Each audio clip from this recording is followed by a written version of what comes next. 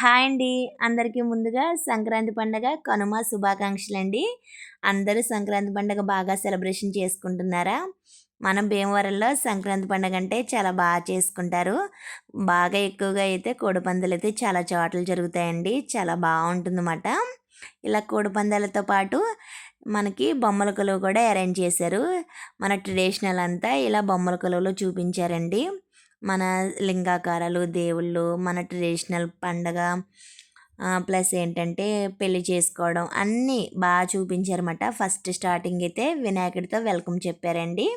First అయితే వినాయకుడి పూజ చేస్తాం కదా, అలా ఫస్ట్ అయితే ఇలా వినాయకుడిని పెట్టారు. తర్వాత అయితే మన ట్రెడిషనల్ మాట మనం పెళ్ళైతే ఎలా చేసుకుంటామో ఇలా బొమ్మల కొలువు రూపంలో బాగా చూపించారండి. ఇంకా చిన్ని చిన్ని బొమ్మలకి ఇలా పట్టు చీరలు కట్టి చాలా బాగుందన్నమాట చూడడానికైతే.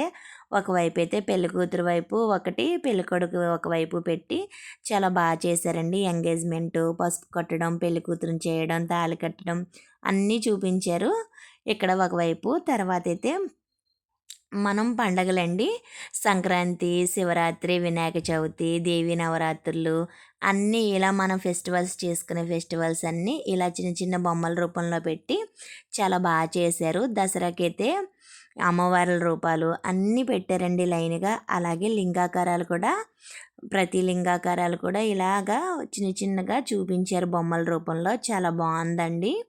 ఇలా స్ఫటిక లింగాకారం అన్ని లింగాకారాలు పెట్టారు. అలాగే పల్లెటూరు వాతావరణం, రైతు అన్నీ ఇలా స్టీల్ సామానం చూడండి, వంటిల్లు ఇలా సర్దారు.